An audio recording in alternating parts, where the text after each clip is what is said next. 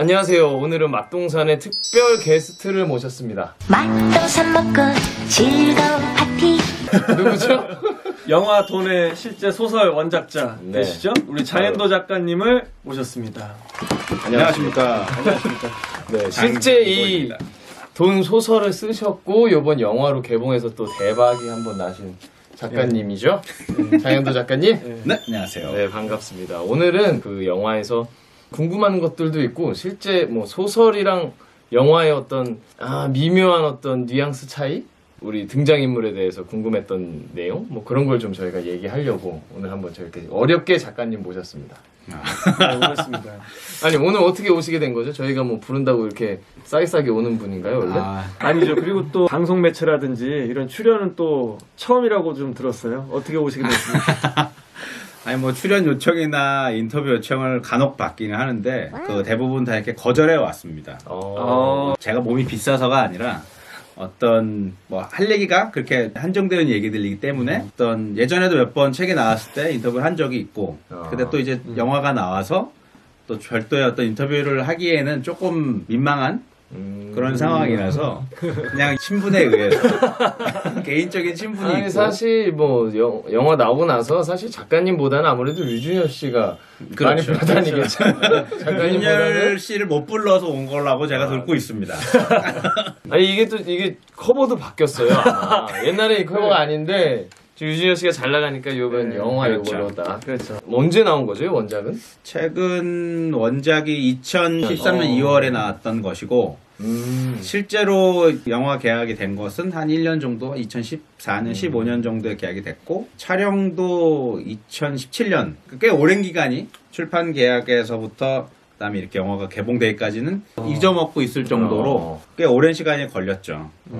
그래서 어떻게 보면은 이게 영화 보면은 약간 지금 현재보다는 약간 과거 시점이잖아요. 그렇죠. 그게. 아무래도 쓰여진 시점이 또 그때다 보니까 네, 맞아요. 아무래도 그렇게 영화가 만들어진 것 같네요.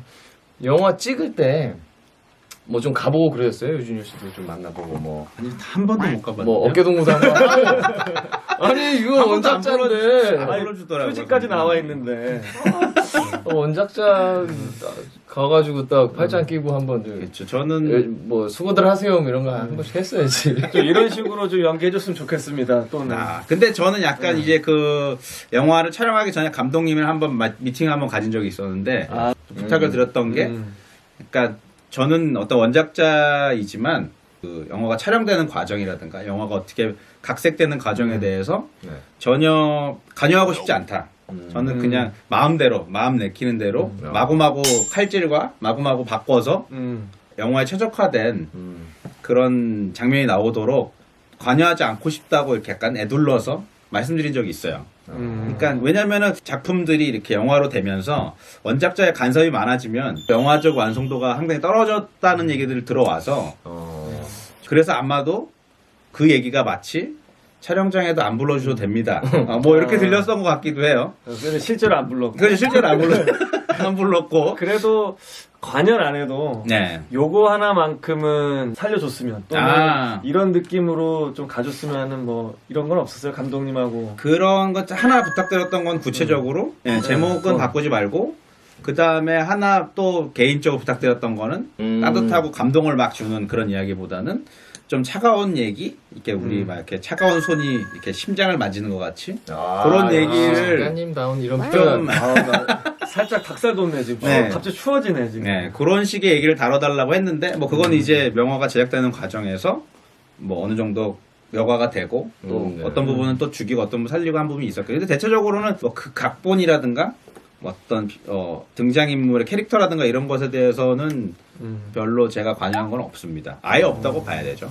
이 소설 속의 등장인물이랑 영화 속 등장인물 어떻게 매치가 좀 괜찮게 잘 된 것 같아요. 싱크로율로 봤을 때는 거의 뭐 100%에 가깝게 잘 되지 않았나 싶었고 그런 주인공의 어떤 처음에 찌질했던 모습에서 이렇게 성공하는 모습 그런 것도 어떻게 보면 배역을 잘 선택했던 것 같고 번호표라는 그 주요 인물인 유지태의 역할도 잘 맞았던 것 같습니다.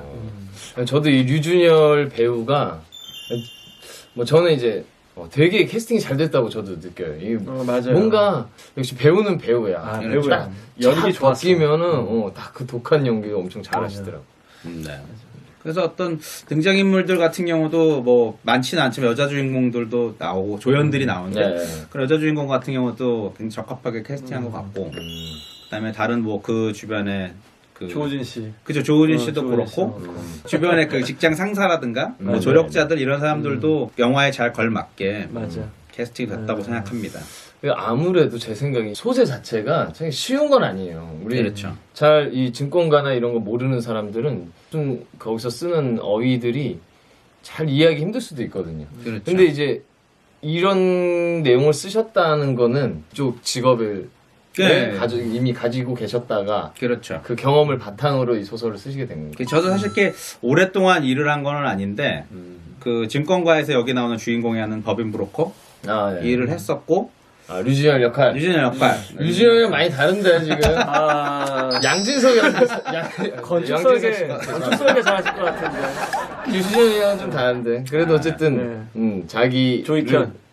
조이현. 거기서 일어났던 뭐 어떤 법인 영업팀에서 일어났던 일들이 어떤 기반으로 실화 중에서 재밌었던 일들 이거를 이제 소설을 쓰면서 이런 얘기는 이야기로 쓰면 재밌어 보일 것 같다 네. 싶어서 거기 나오는 어떤 자잘한 소스 같은 거 있잖아요. 예를 들면 거기서 뭐 주문을 뭐 그렇죠. 실수한다든가 네. 뭐 여러 가지 그런 것들이 이제 그 직장 생활 하실 때 그래서 실제로 얻었던 있었던 일, 소스는. 네, 실제로 종종 일어나는 일이고 그 작전이 이렇게 처음 벌어지는 네. 뭐 13,000개 주문이 큰 주문이 나오고 이런 거는 네, 맞아요. 실제로도 제가 그때 회사에 다닐 때 그런 영화 그 한 장면처럼 영화에서 막 이거 무슨 일이야 하는 것처럼 그때도 다들 이게 거기에 또 하이에나 같이 달려들어서 먹으려고 하는 사람도 있었고 또 거기에서 어떤 사람들은 큰 회사를 망하게 할 정도로 큰 손실을 본 것도 있었고 그런 일이 실제로 있어. 이런 거를 굉장히 뭐 금융적인 얘기로 하면 지겹고 이거 되게 어려운 얘기 같은데 할 수 있는데 이거를 약간 좀 이렇게 재밌는 방향으로 풀어나가면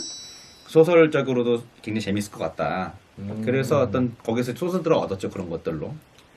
그러니까 그게 상당히 좀 긴장감을 늦출 수가 없게 네. 좀 영화에서 잘 나왔던 것 같고 책도 마찬가지로 읽으면서 그런 느낌을 가졌는데 맞아요. 그 영화에서 나오는 장면들이 그러면 어디까지 이게 실제 있었거나 또 있을 수 있을 법한 일들인 거고 네. 또 영화이기 때문에 좀 더 이렇게 현실보다는 좀 더 이렇게 갔던 게 있을 건데 그렇죠. 그 영화를 제가 보면서 어떤 소설이랑도 비교를 하자면 굉장히 과감하게 생략하고 과감하게 영상적으로 편집한 부분들이 되게 괜찮았어요. 그 부분들이 사실 정확한 내용을 이렇게 영화를 관람하는 관광객들이 잘 몰라도 이런 일이 벌어지고 있구나. 그렇게 그 긴장감 느낄 수 있을 정도로만 편집을 잘 돼서 저는 오히려 소설보다 속도감이 떨어지면 어떡할까라는 걱정도 했었는데 영화가 오히려 그런 부분에 있어서는 굉장히 잘 표현해줬다고. 맞아요. 막 긴박한 거 이런 거가 많이 느껴지더라고. 네. 그래서 난 소소한 게 좀 궁금하고 막 그랬는데 뭐 거기 보면은 막 주문할 때 막 엄청 막 땡땡땡땡 막 띄우고 네. 그리고 그 주문 받다가 뭐 못 들어가지고 어디 상황실 가가지고 다시 녹취 들어보고 뭐 그런 일이 실제로 있는 건가요? 근데 약간 그건 이제 영화적으로 재밌게 하려고 만든 거고 그 만약에 뭐 실수를 하면 실제로는 이게 재미없는 버전으로 말하자면 실제로는 실수를 하면 다시 전화를 그 사람 주문해서 전화를 해서 다시 잘 못 들었으니까 마치 우리 군대에서처럼 잘 못 들었습니다. 네, 잘 못 들었습니다.